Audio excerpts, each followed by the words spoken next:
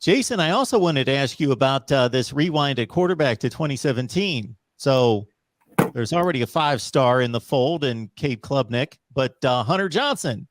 Now this is an unfamiliar situation when we've got transfers all over the place, but for a guy to go and play somewhere else for 4 years, he actually played basically 2 of the 4 years, but to be gone for 4 years, come on back to Clemson, who knows what he's got?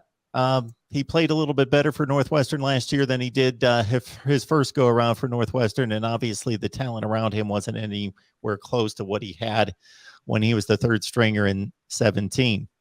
Yeah, you got to love the irony in this one. You know, people's been on Dabo Swinney for a while now about you need to use the portal. You need to use the portal. Well, here he goes out and first time he uses the portal, he brings in a guy that transferred out of Clemson. You know, it's a Clemson guy. You know, I guess I could look at it as one of Dabo's little troll jobs there. But, you know, I like this move.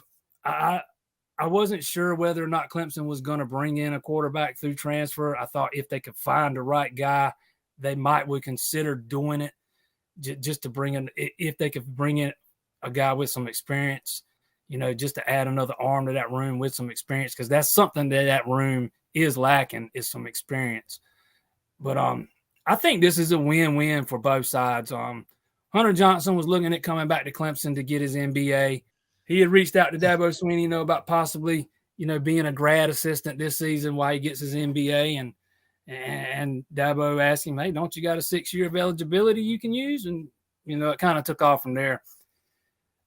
You know, he talked to some guys in the media yesterday. I didn't talk to him specifically, but I saw where he said, you know, he knows the pecking order. You know, he's not coming in to take anybody's job. He's coming in to bring some experience and some guidance, and I guess to kind of be more of an on-field coach than anything. But, you know, at the end of the day, he's still a guy with a lot of talent. He's never fully developed that talent.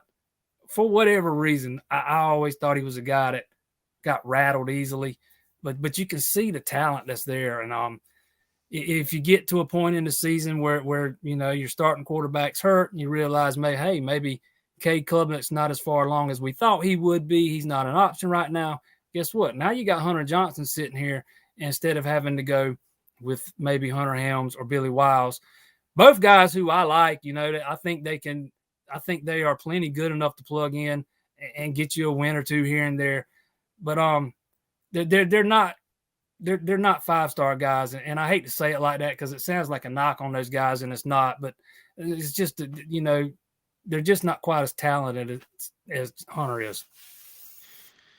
I saw Hunter Johnson quite a bit at Northwestern.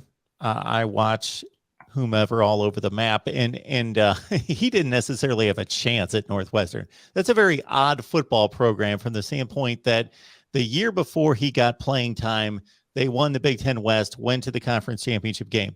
The year in between his 2018 or his 2019 and his 2021, they went to the Big Ten championship game. They had a really good team. They finished in the top 10.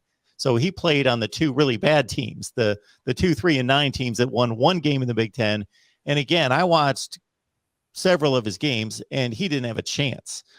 First and foremost, they just had bad offensive lines those 2 years.